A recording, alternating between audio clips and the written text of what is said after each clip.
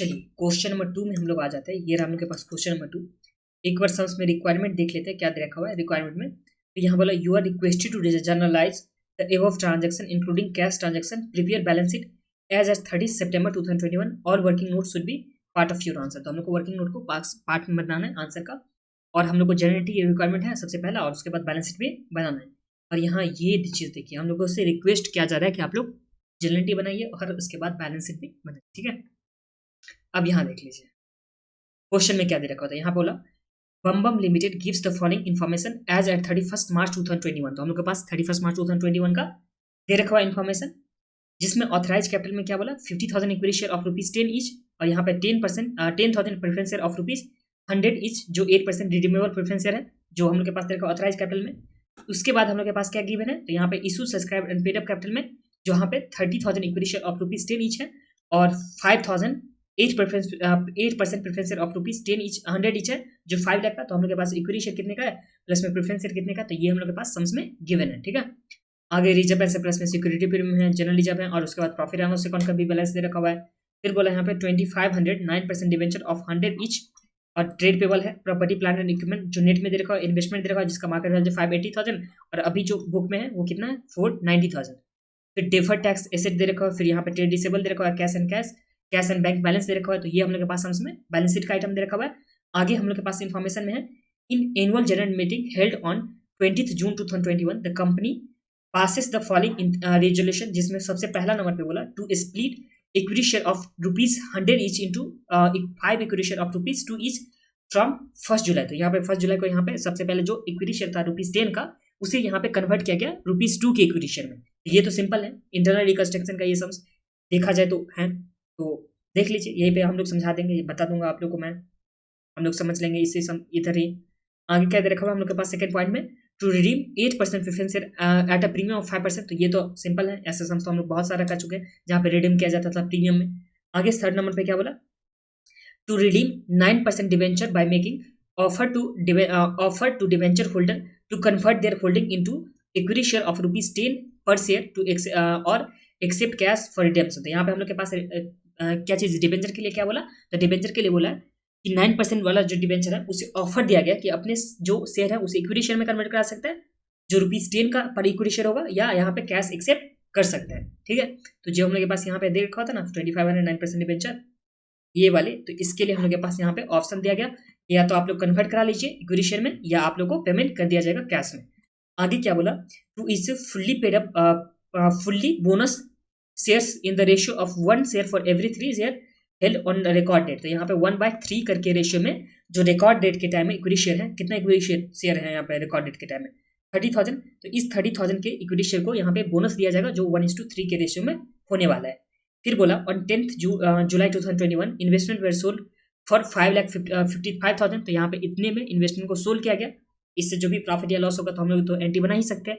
उसके बाद यहाँ पे प्रेफरेंस शेयर वेर रिडीम, उसके बाद प्रेफरेंस शेयर को रिडीम किया गया, और यहाँ बोला 40% of the debenture holder exercise their option to accept cash. तो यहाँ पे जो इतना में डिवेंचर था उसका 40% यहाँ एक्सेप्ट किया cash, and their claim were settle on 1 August 2021, और बाकी जो था इक्विटी शेयर में कन्वर्ट हो चुका। फिर यहाँ पे बोला the company fixed 5 September 2021 as a record date मतलब 5 सितंबर को यहाँ पे रिकॉर्ड डेट को कंसिडर किया गया है। तो रिकॉर्ड डेट ये जो हम लोग के पास 31 मार्च का, और रिकॉर्ड डेट जो है ये 5 सितंबर को है, ये चीज़ आप लोगों को ध्यान रखना है। तो इस रिकॉर्ड डेट पे ही यहाँ पे बोनस इशू किया गया था, ठीक है। And bonus was conducted by 12 सितंबर 2021। तो यहाँ पे बोनस कब दिया गया 12 सितंबर 21 को, और हम लोग के पास यहाँ पे जनरल बनाना है, और उसके बाद हम लोग को बैलेंस शीट भी एक्सट्रैक्ट फॉर्म में बताना है, और हम लोग को वर्किंग नोट भी सम्स में बनानी है। तो चलिए आ जाइए सम्स में हम लोग एक एक चीज करके बढ़ेंगे आगे। तो पहला नंबर का जो हम लोग के पास जनरेटिव का पॉइंट हो जाएगा वो क्या हो जाएगा कि रुपीज 10 का जो शेयर है उसे हम लोग को 2 ईच में कन्वर्ट करना है। तो चलिए आ जाइए क्वेश्चन नंबर 2 कॉपी में बनाते हैं। यहाँ पे क्वेश्चन नंबर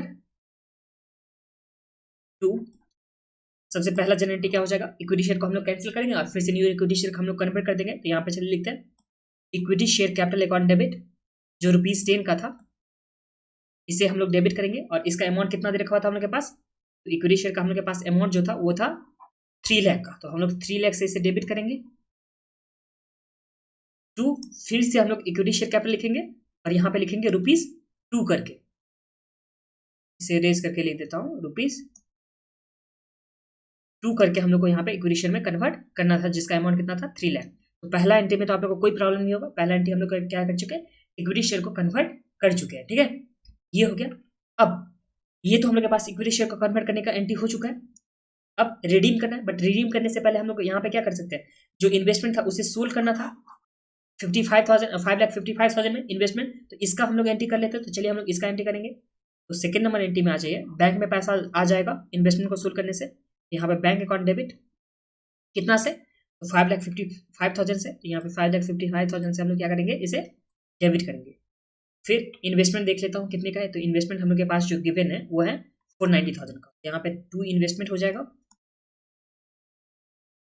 490,000 का, और बचा हुआ जो बैलेंस होगा वो हम लोग के पास प्रॉफिट एंड लॉस में चला जाएगा। तो 2 यहाँ पे प्रॉफिट एंड लॉस अकाउंट, जो सेल ऑफ इन्वेस्टमेंट से आया तो जो कितना है, तो 555,000, जिसमें से माइनस करेंगे 4,90,000, तो हम लोग के पास आ गया जो कितना आ गया यार, 65,000 का ना, 65,000 का हम लोग के पास ये आ चुका है सेकंड नंबर पे। तो ये समझने में आप लोग को कोई प्रॉब्लम नहीं। पहला हम लोग इक्विटी शेयर को कन्वर्ट किए हैं, जो 10 रुपीज़ का था उसे 2 रुपीज़ में, और दूसरा जो हम लोग का एंट्री हुआ था वो हम लोग सेल करने का एंट्री कर चुके हैं। अब तीसरा देख लीजिए, तीसरा नंबर एंट्री पे, थर्ड नंबर एंट्री पे। तो थर्ड नंबर एंट्री पे हम लोग क्या कर रहे हैं, तो रिडीम करने का हम लोग एंट्री करेंगे। तो यहाँ पे 8% प्रेफरेंस था, उसे 5% में रिडीम करना है, 5% एक्स्ट्रा में। तो यहाँ पे देख लीजिए प्रेफरेंस शेयर कितने का है, तो यहाँ पे 5,000 प्रेफरेंस शेयर ऑफ 100 ईच, जो 5 लाख का है, तो इसे हम लोग डेबिट करेंगे। तो चलिए हम लोग डेबिट करते हैं।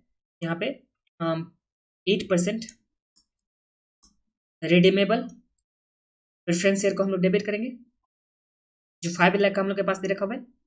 फिर प्रीमियम भी हम लोग के पास है, तो प्रीमियम ऑन रिडेम्पशन जो कितने का हो जाएगा, तो प्रीमियम के लिए हम लोग का बोला यहाँ पे 5% ही प्रीमियम लेना है। तो ये 5 लाख का 5% कितना हो जाता है, तो 5 लाख का 5% हम लोग के पास जो आ गया वो आ गया 25,000 का। तो ये हम लोग के पास 25,000 का आ गया। 2 हम लोग लिखेंगे प्रेफरेंस शेयर होल्डर को, तो ये आ गया 5,25,000 का।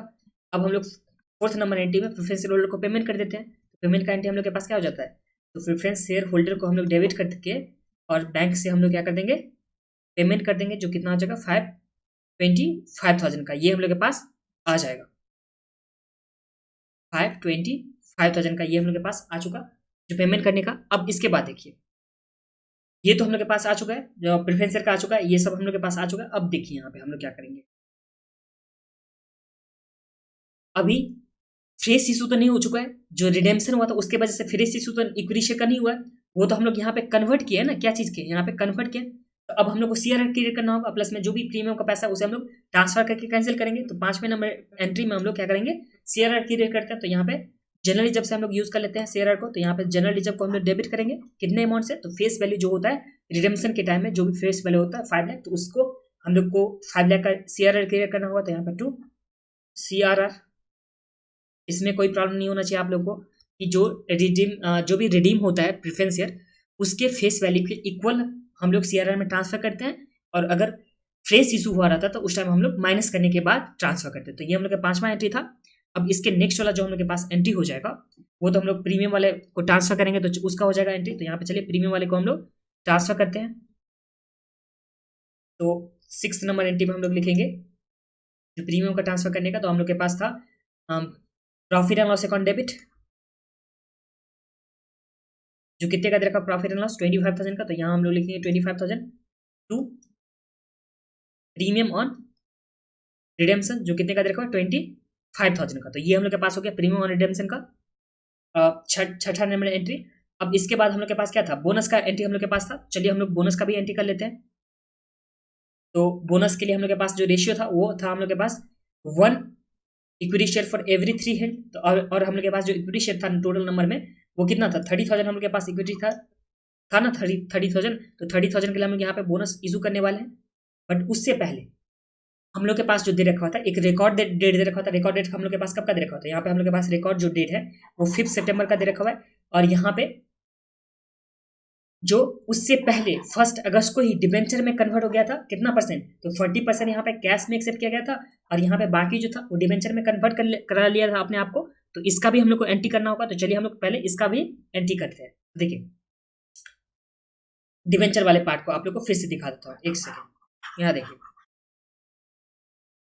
थर्ड वाले पॉइंट को आप लोग अच्छे से समझिए, उसके बाद आप लोग को क्लियर हो जाएगा। तो देखिए to redeem 9% debenture by making payment of the debenture holder to convert their holding to into equity share at ₹10 और एक्सेप्ट कैश में कर सकता है, ये चीज बोला। और उसके बाद हम लोग के पास नीचे में क्या बोला कि 40% जो डिबेंचर होल्डर था एक्सरसाइज क्या एक्सेप्ट करना कैश, और बाकी जो 60% होगा वो क्या तो कन्वर्ट कराना चाहेगा, तो बाकी 60% कन्वर्ट कराना चाहेगा और 40% कैश में यहाँ पे एक्सेप्ट करेगा। तो ये चीज हम लोग के पास ये दे रखा हुआ है, और तो हम लोग के पास डिबेंचर के बारे में नहीं दे रखा हुआ है, और डिबेंचर जो हम लोग के पास है वो कितने का है 2,50,000 का। तो हम लोग चलो हम लोग क्या करते हैं इसे कैंसिल करते हैं। तो यहाँ पे 2,50,000 का डिबेंचर को कैंसिल करेंगे, तो इसके लिए हम लोग एंट्री बना रहे हैं 7वां नंबर एंट्री में। तो 7th नंबर एंट्री में हम लोग करेंगे डिबेंचर कितना परसेंट था 9% डिबेंचर था ना, तो यहाँ पे 9% डिबेंचर अकाउंट इसे हम लोग डेबिट करेंगे, जो कितना हो जाएगा 2,50,000 का दे रखा हुआ है, यहाँ पे 2,50,000 का।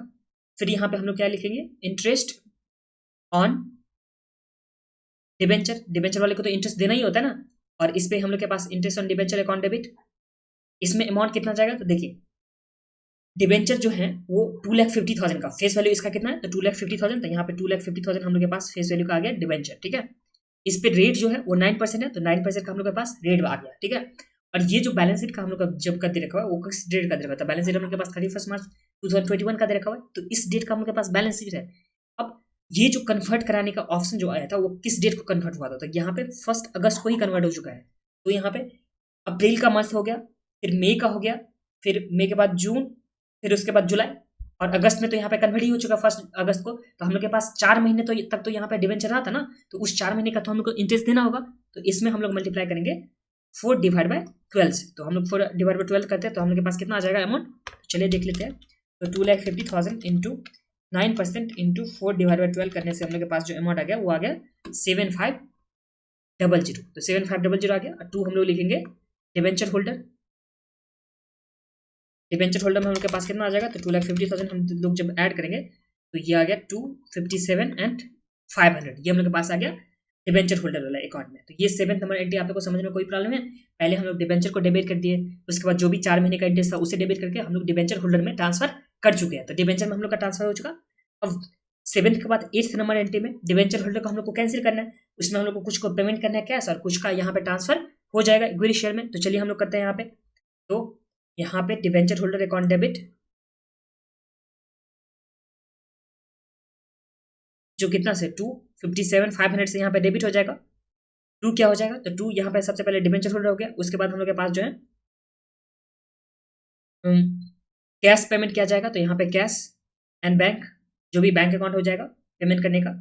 फिर यहाँ पे 2 इक्विटी शेयर कैपिटल जो ₹2 करके यहाँ पे इक्विटी शेयर कैपिटल, और यहाँ पे जो इक्विटी शेयर कैपिटल जो इसे कन्वर्ट कराने के टाइम में बोला था तो वो इक्विटी शेयर कैपिटल कितने का बोला था, तो देखिए ये चीज यहाँ पे आप लोग को देखना था, ये जो कन्वर्ट कराने टाइम में ₹10 करके इक्विटी शेयर का वैल्यूएशन होगा, इशू प्राइस जो होगा यहाँ पे इक्विटी शेयर का वो कितना होगा 10। बट इससे पहले हम लोग के पास सम्स में क्या दे रखा था कि इक्विटी शेयर को यहाँ पे कन्वर्ट कर लिए थे हम लोग ₹2 के सब में। तो अगर हम लोग ₹2 में देखिए इशू प्राइस जो होगा इक्विटी शेयर का वो होगा 10, और हम लोग का जो फेस वैल्यू होगा इक्विटी शेयर का वो तो हम लोग के पास 2 आ जाएगा पहले से जो कन्वर्ट हो रखा है। तो इस तरह से प्रीमियम कितना आ जाएगा तो प्रीमियम का पार्ट तो यहाँ पे 8 आ जाएगा। तो प्रीमियम वाले पार्ट में आप लोग को कंफ्यूजन नहीं होना है, यहाँ पे 10 लिखा है तो ये मान लो कि आप लोग 10 फेस वैल्यू है तो फेस वैल्यू कंसीडर नहीं करना है, इस 10 में से 8 प्रीमियम कंसीडर करना है और ₹2 का फेस वैल्यू आप लोगों को कंसीडर करनी है, ठीक है। तो ये चीज तो पहले कैश में पेमेंट हो जाएगा, फिर इक्विटी शेयर का यहाँ पे पेमेंट हो जाएगा, और फिर यहाँ पे 2 सिक्योरिटी प्रीमियम का भी हो जाएगा। तो कैश में कितना पेमेंट हो रहा है तो 275,500, इसमें से 40% कैश में, तो यहाँ पे लिख देता हूँ 257,500 का 40% जो है वो कैश में कन्वर्ट हो चुका। इसका 40% कितना होता है, ये हम लोग के पास आ गया 257,500 का 40%, तो जो हम लोग के पास कितना हो गया 1,03,000 हो गया। इसके बदले प्लस में इंटरेस्ट के बदले भी तो हम लोग को कैश ही देना है ना, तो यहाँ पे प्लस कर दीजिए इंटरेस्ट के बदले जो है 7,500, तो ये आ जाएगा हम लोग के पास। यहाँ पे ऐसे नहीं लिखना चाहिए था,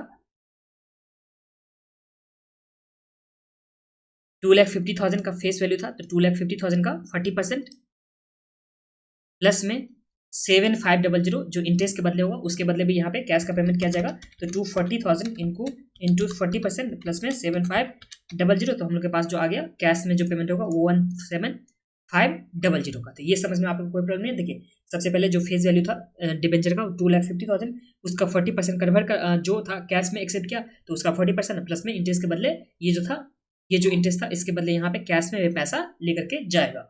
अब जो बचा वो कितना बचा, तो यहाँ पे 2,50,000 में से 40% तो यूज उसमें चला गया, तो जो बचा हुआ 60% उसे हम लोग को इक्विटी शेयर देना है। तो 2,50,000 का हम लोग करेंगे 60%, तो हम लोग के पास कितना आ गया 1,50,000 जो हम लोग को देना है इक्विटी शेयर। अब इस इक्विटी शेयर में ₹10 करके देना है, तो 10 करके देना है, तो हम लोग के पास कितना इक्विटी शेयर हो जाएगा, इस शेयर में पैसा जाएगा प्लस में कितना सिक्योरिटी प्रीमियम में जाएगा। तो इस 1,50,000 में से जो टू पार्ट होगा वो जाएगा शेयर कैपिटल में, और यहाँ पे जो बचा हुआ 8 पार्ट होगा वो किस में जाएगा, तो यहाँ पे जाएगा सिक्योरिटी प्रीमियम में। तो हम लोग यहाँ क्या कर देंगे, इसे बाइफरकेट कर देंगे। तो यहाँ पे 2/10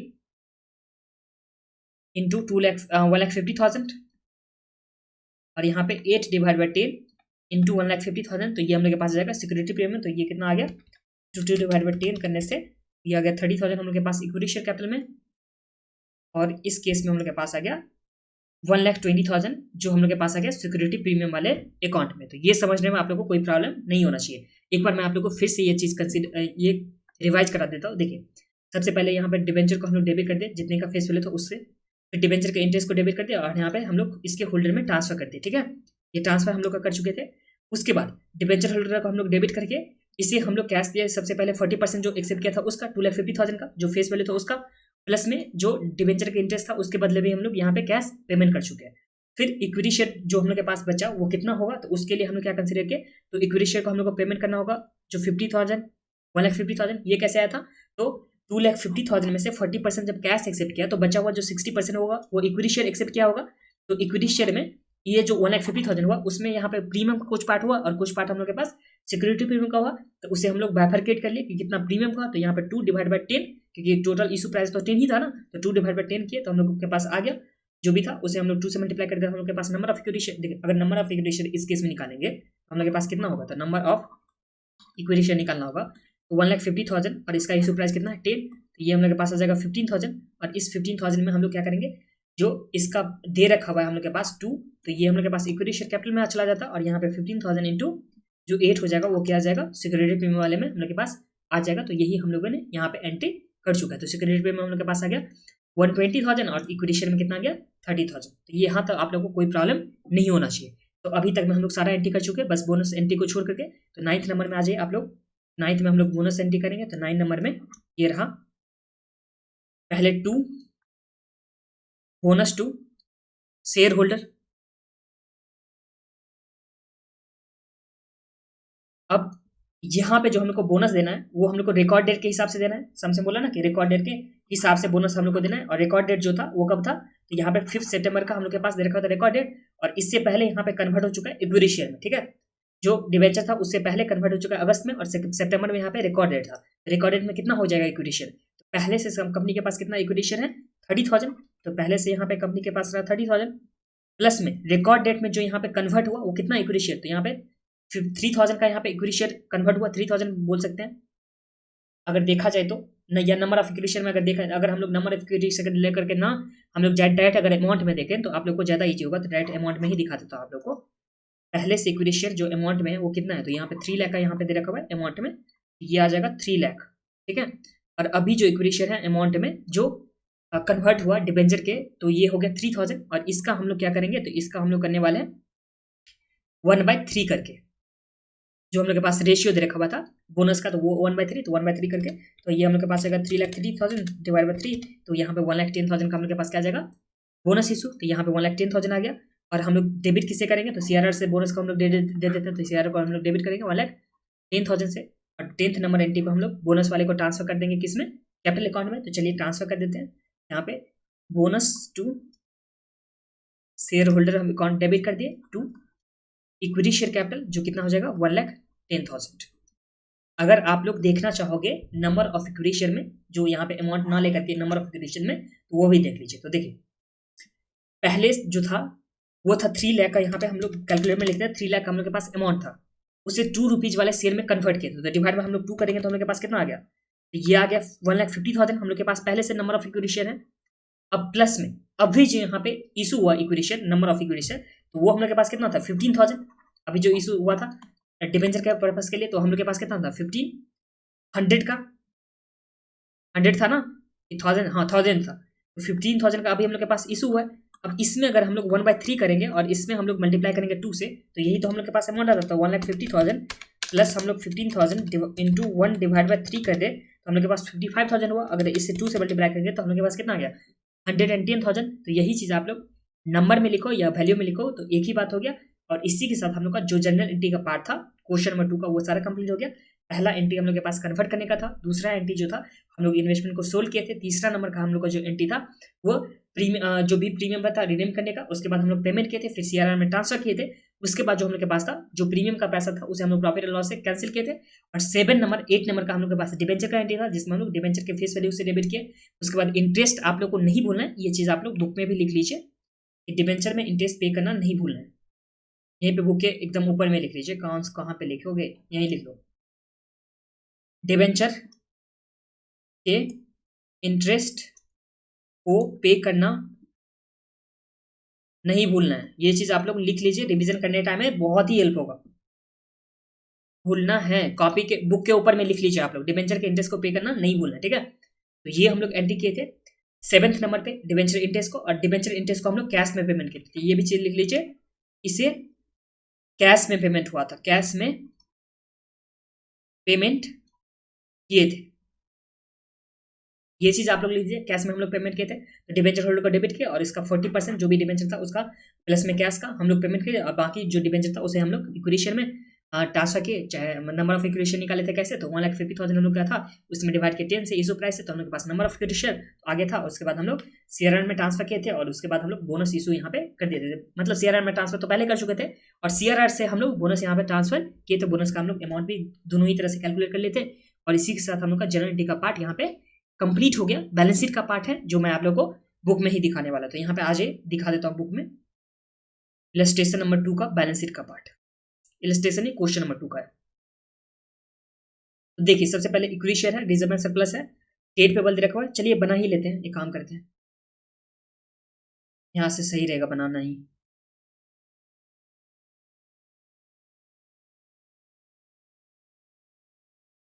नोट्स टू अकाउंट आप लोग खुद से बना लीजिएगा, बस बैलेंस शीट आप लोग को बना के दिखा देता हूँ। ये रहा बैलेंस शीट,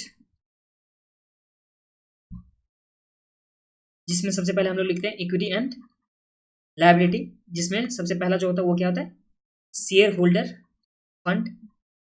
इसमें ए पॉइंट में हम लोग क्या लिखते हैं शेयर कैपिटल लिखते हैं। शेयर कैपिटल हम लोग के पास कितना अमाउंट का आ जाएगा, पहले से हम लोग के पास शेयर कैपिटल कितने का 3 लाख का था, तो यहाँ पे आ जाएगा 3 लाख पहले से था, प्लस में 30,000 डिबेंचर के बदले आया और 1,10,000 का यहाँ पे क्या हुआ बोनस इशू हुआ, तो यहाँ पे आ गया 3 लाख प्लस में 30,000 प्लस में 1,10,000, तो ये हम लोग के पास आ गया 4,40,000 का। यहाँ लिख दीजिए 4,40,000 का हम लोग के पास शेयर कैपिटल। फिर सेकेंड नंबर पे रिजर्व एंड सरप्लस, जो पहले से हम लोग के पास कितना था रिजर्व एंड सरप्लस, तो सिक्योरिटी प्रीमियम हम लोग के पास था 6 लाख का था ना, 6 लाख का था, प्लस में 6,50,000 था, तो यहाँ पे 6 लाख का हम लोग के पास सिक्योरिटी प्रीमियम था, प्लस था हम लोग के पास 6,50,000 का जनरल रिजर्व। फिर उसके बाद हम लोग के पास प्रॉफिट एंड लॉस था 40,000 का। इसमें से कितना कितना हम लोग जनरल एंट्री से माइनस किए, तो फर्स्ट वाले जनरल एंट्री में कुछ नहीं था, सेकंड वाले एंट्री में हम लोग के पास बढ़ जाएगा 65,000 से, तो यहाँ पे ऐड करेंगे हम लोग 65,000 जो हम लोग के पास प्रॉफिट हुआ था इन्वेस्टमेंट को सोल्व करने पे, उससे आ गया। तो थर्ड वाला एंट्री हो गया। फोर्थ वाले एंट्री में कुछ नहीं हो रहा है। फिफ्थ वाले एंट्री में 50,000 से बढ़ रहा था और 50,000 से माइनस भी हो रहा है, 5 लाख था क्या, हाँ 5 लाख से, तो हम लोग एक बार ऐड करेंगे 5 लाख और एक बार माइनस करेंगे 5 लाख, तो यहाँ पे ऐड हो गया 5 लाख और एक बार हम लोग माइनस भी कर लेते हैं 5 लाख को। ये हम लोग के पास हो गया सीआरआर के बदले जो एंट्री नंबर हम लोग के पास 5 था, उसके बाद हम लोग ट्रांसफर किए थे तो हम लोग के पास माइनस हो गया था 25,000 से, तो यहाँ पे लिख देते थे हम लोग 25,000 से माइनस प्रीमियम के बदले जो ट्रांसफर हुआ था उसका। ये हो गया। उसके बाद जो है उसके बाद सिक्योरिटी प्रीमियम हम लोग के पास आ चुका है 8th नंबर एंट्री में 1,20,000 का, 1,20,000 यहाँ पे लिख दीजिए, प्लस में 1,20,000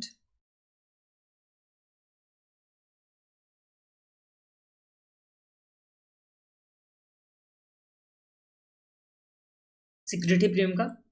फिर यहाँ पे सीआरआर जो है वो माइनस हो गया था 1,10,000 से, तो चलिए माइनस भी कर देते हैं। 1,10,000 से CRR माइनस हुआ था, तो यहाँ पे 1,10,000 से CRR माइनस हो गया, और बस यही था ना, और तो कुछ नहीं था। तो वहाँ पे 1,10,000 से CRR माइनस हुआ।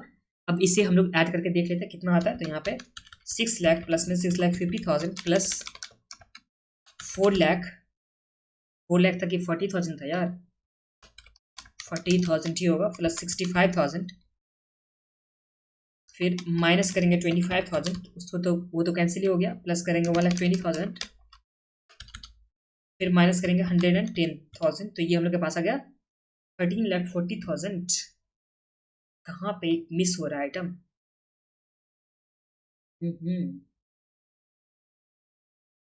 अच्छा, इंटरेस्ट ऑन डिबेंचर को भी हम लोग को ट्रांसफर करना था 7,500 को, तो ये हम लोग माइनस कर देंगे 7,500, तो ये आ गया 13,32,500। माइनस कर दीजिए यहाँ पे इंटरेस्ट ऑन डिबेंचर को, जो है 7,500, तो ये हम लोग के पास आ गया 13,32,500। और यहाँ पे आप लोग जो एंट्री था इंटरेस्ट ऑन डिबेंचर, तो इसे आप लोग प्रॉफिट एंड लॉस में ट्रांसफर कर देंगे, या यहाँ पे लिख दीजिए प्रॉफिट एंड लॉस अकाउंट और ब्रैकेट में इंटरेस्ट ऑन डिबेंचर, ठीक है। 7th नंबर एंट्री में या तो ट्रांसफर कर दीजिए नीचे, या आप लोग प्रॉफिट एंड लॉस लिख दीजिए और ब्रैकेट में इंटरेस्ट ऑन डिबेंचर, ठीक है। तो ये हम लोग के पास आ गया रिजर्व एंड सरप्लस का। तो रिजर्व एंड सरप्लस के बाद सेकेंड नंबर पर हम लोग क्या लिखते हैं, तो जो भी लायबिलिटी में लॉन्ग टर्म बोरिंग, तो लॉन्ग टर्म बोरिंग है क्या, तो लॉन्ग टर्म बोरिंग में तो हम लोग डिबेंचर का पेमेंट ही कर चुके, तो ये तो रहा नहीं। अब हम लोग के पास ट्रेड पेबल्स है 1,70,000 का, तो यहाँ पे चले लिखे करेंट लायबिलिटी में ट्रेड पेबल जो है 1,70,000 का, और इसे हम लोग ऐड कर लेंगे तो हम लोग के पास लायबिलिटी का टोटल आ जाएगा, जो कितना आ जाएगा, तो 4,40,000 प्लस में 13,32,500 प्लस 1,70,000, तो ये आ गया 19,42,500। फिर हम लोग चलेंगे एसेट्स में। एसेट्स में सबसे पहला जो है वो है non current asset. Non current asset में प्रॉपर्टी प्लांट एंड इक्विपमेंट, ये पॉइंट में तो हम लोग के पास प्रॉपर्टी प्लांट एंड इक्विपमेंट कितने का दे रखा हुआ है, तो ये है हम लोग के पास 780,000, तो यहाँ चलिए लिखते हैं 7,80,000 का। ये हो गया प्रॉपर्टी प्लांट एंड इक्विपमेंट। फिर प्रॉपर्टी प्लांट एंड इक्विपमेंट ये तो हम लोग के पास बिक चुका है इन्वेस्टमेंट। फिर डेफर टैक्स जो एसेट में हम लोग के पास दे रखा है, फिर ट्रेड रिसीवेबल दे रखा है, और कैश बैलेंस हम लोग के पास दे रखा है। तो चलिए पहले डेफर टैक्स लिखते हैं 340,000 जो करेंट एसेट में आ जाएगा। नहीं, डेफर टैक्स तो इसी में आता है, नॉन करेंट एसेट में ही। तो यहाँ पे डेफर्ड टैक्स जो कितने का है 340,000, तो यहाँ पे लिख दीजिए 340,000 का डेफर्ड टैक्स। फिर सेकेंड नंबर पे डेफर्ड टैक्स हो गया, उसके बाद trade receivable and cash balance, तो यहाँ पे सेकेंड नंबर पे लिखेंगे करेंट एसेट्स, जिसमें फर्स्ट वाले पॉइंट पे हम लोग लिखेंगे ट्रेड रिसीवेबल जो है 620,000, तो यहाँ पे लिख दीजिए 6,20,000 का। और सेकेंड पॉइंट जो हम लोग के पास हो जाएगा कैश इक्विवेलेंट, तो इसमें हम लोग के पास था 2,80,000 का बैलेंस था, यहाँ पे 2,80,000 हो जाएगा। और हम लोग जनरलिटी से बाकी देख लेते हैं, तो यहाँ पे देख लीजिए कैश का कहाँ कहाँ ट्रांजेक्शन है। फर्स्ट में एंट्री में नहीं है, सेकेंड वाले एंट्री में हम लोग के पास 555,000 का आ चुका था, तो यहाँ पे ऐड कर दीजिए 555,000। फिर ये तो हम लोग के पास हो गया 2। उसके बाद जो है थर्ड वाले में कुछ नहीं हुआ, फोर्थ वाले में हम लोग के पास से पैसा जा रहा था 525,000 का, तो यहाँ पे माइनस करेंगे हम लोग 525,000। अब इसके बाद जो है वो क्या है, फोर्थ वाला एंट्री हो चुका है, ये सब हो चुका है डिपेंड। हाँ, 8th नंबर एंट्री पे जा रहा है पैसा 1,07,500, यहाँ पे 1,07,500 माइनस करेंगे 1,07,500, तो अब हम लोग के पास कितने का कैश बचा, तो 2,80,000 प्लस 555,000 प्लस माइनस है 525,000, फिर माइनस है 1,07,500, ये आ गया 2,02,500 का हम लोग के पास ये कैश अभी बचा हुआ है। अब इससे टोटल कर लेते हैं, तो हम लोग के पास आ गया 6,20,000 को ऐड करेंगे, प्लस में 340,000 को ऐड करेंगे, प्लस 780,000 को ऐड करेंगे, तो हम लोग के पास आ गया 19,42,500। ये हम लोग के पास आ चुका, बैलेंस शीट का दोनों ही साइड मैच कर चुका है, और इसी के साथ ये सम्स हम लोग का कंप्लीट हो चुका है। इसे आप लोग एक बार एक्स्ट्रा रिवीजन कीजिएगा, ठीक है, मार्किंग कर लीजिए। और हाँ, जो भी मैं आप लोग को बुक के ऊपर लिखा था वो बहुत ही हेल्प आएगा जब आप लोग एग्जाम के टाइम में रिवाइज करोगे डे बिफोर एग्जाम, तो आप लोगों को वहाँ पे बहुत ही हेल्प मिलने वाला है। तो ये चीज़ आप लोग लिखना बिल्कुल भी नहीं भूलना है, ठीक है। और एग्जाम में तो आता है आईसीएस स्टडी मटेरियल से ही या आरटीपीएमटी बेस्ड आंसर। आप लोग को यहाँ पे यही इसी को अच्छे से करके जाना है, कहीं कोई बाहरी बुक से ज़्यादा ध्यान नहीं लगाना है, उस बुक में नहीं जाना है, बस ICS study material RTPMT based answer कर लोगे तो आराम से एग्जामिनेशन आ जाएगा। ठीक है, अब हम लोग चलेंगे इस चैप्टर के आखिरी क्वेश्चन पे, और एक बार जैसे ये हम लोग का क्वेश्चन कंप्लीट हो जाएगा तो ये चैप्टर कंप्लीट हो जाएगा। आरटीपीएमटी सजेस्ट आंसर हम लोग लास्ट में करेंगे जब एक बार आईसीएस स्टडी मटेरियल का एक इलस्ट्रेशन एग्जांपल और प्रैक्टिकल क्वेश्चन जो भी है कंप्लीट होने के बाद। तो चलिए मिलते हैं नेक्स्ट वाले क्वेश्चन में।